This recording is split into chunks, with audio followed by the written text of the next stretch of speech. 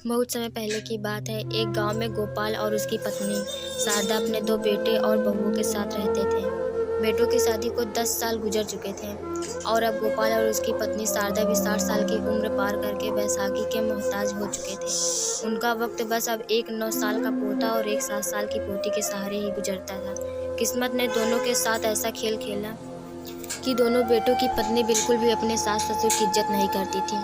वो दोनों हर वक्त अपने बूढ़े सास ससुर को बुरा भला ही कहती रहती, छोटी छोटी बातों पर उनके बुढ़ापे का मजाक बना देती। लेकिन इतना सब कुछ होने के बावजूद भी गोपाल और साजा ने कभी भी अपने बेटों को इस बात की खबर तक न होने दी, क्योंकि वो नहीं चाहते थे कि हमारे पड़ोसी हमारे घर की हालतों का तमाशा देखें। वक्त गुजरता रहा है। एक दिन बड़ी बहू ने दोनों बूढ़े सास ससुर से तंग आकर उन्हें घर से निकालने का फैसला किया। छोटी बहू से मशवरा किया और कहा कि आज इनको खाना नहीं देना।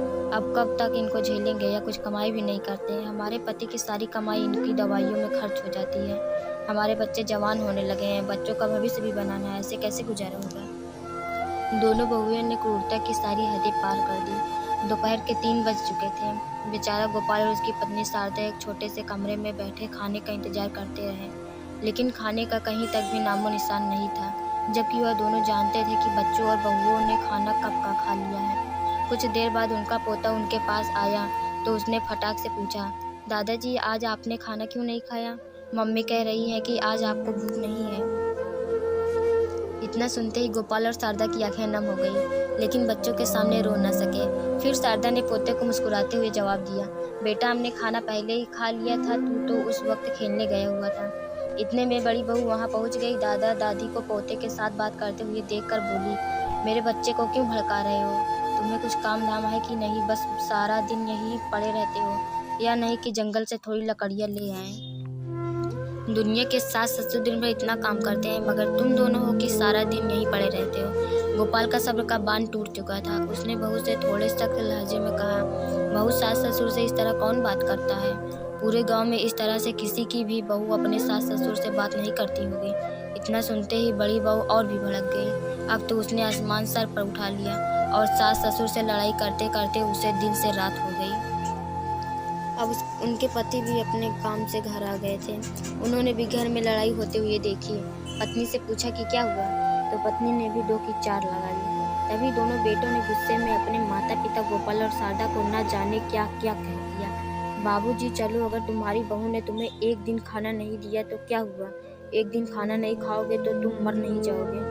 दोनों बेटों के मुंह से यह कड़वी कटी जली बातें सुनकर आज गोपाल और शारदा की आंखें नहीं बल्कि दिल रो रहा था। दोनों आंसुओं को आंखों में दबाकर चुपचाप अपने कमरे में चले गए। बूढ़े हाथ पैर थे, बेचारे कर भी क्या सकते थे। इधर बड़ी बहू का ड्रामा शुरू हो चुका था। रोते हुए बोली, या तो आज इस घर में मैं रहूंगी या ये रहेंगे, फैसला तुम्हारे हाथ में है, सोच लो। दोनों भाइयों ने खूब सोचा, होना क्या था।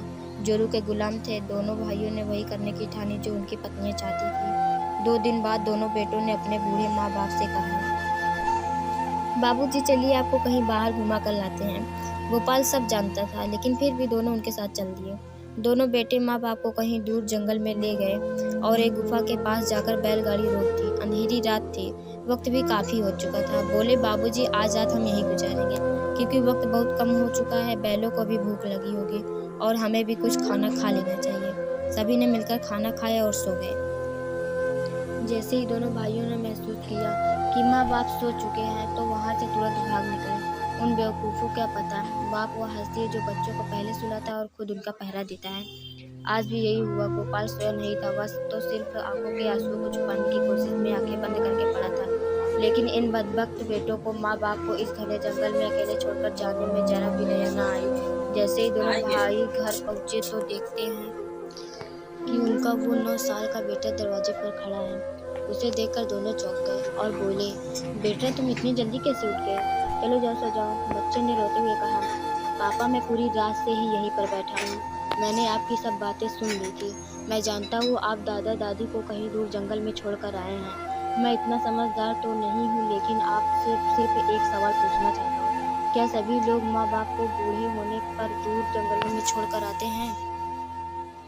अगर ऐसा है तो मैं भी अब जल्दी जल्दी बड़ा होकर शादी करूंगा, और जैसे आप दादाजी से उल्टा सीधा कहते हैं, वैसे ही मैं भी आपसे खूब उल्टा सीधा कहूँगा। और जैसे आपने माँ की कही बातों को मानकर दादाजी का अपमान किया है, ठीक वैसे ही मैं रोज़ अपनी पत्नी की बातें मानकर आपका भी खूब अपमान करूँगा। और हाँ पिताजी, आप तो दादाजी को सिर्फ जंगल में ही छोड़कर आए हैं। मैं ऐसा नहीं करूँगा, मैं तो आपको एक बहुत ऊँची पहाड़ी से नीचे फेंकवाऊँगा। इतना कहकर छोटा बच्चा अंदर चला गया, लेकिन उसकी यह बातें दोनों भाइयों के दिलों में आग लगा चुकी थी। दोनों की आंखों से आंसू छलक पड़े। उन्हें अपने बेटे में खुद का अक्स नजर आ रहा था। दोनों भाई उल्टे पांव जंगल की तरफ दौड़ पड़े। जाकर देखते हैं कि दोनों बूढ़े माँ बाप रहने के लिए एक झोपड़ी बनाने की कोशिश कर रहे हैं। दोनों भाई दौड़कर माँ बाप के पैरों में गिर पड़े और रो रो कर माफी मांगने लगे, लेकिन कमबख्त माँ बाप का दिल इतना नर्म होता है कि औलाद के एक आंसू के कतरे पर भी माँ बाप जान निछावर कर देते हैं। और आज भी यही हुआ। दोनों बेटों को गोपाल और शारदा ने पैरों से उठाया और गले लगा लिया। फिर दोनों भाइयों ने माँ बाप को कंधे पर बैठाया और पूरी इज्जत के साथ उन्हें घर लेकर आए।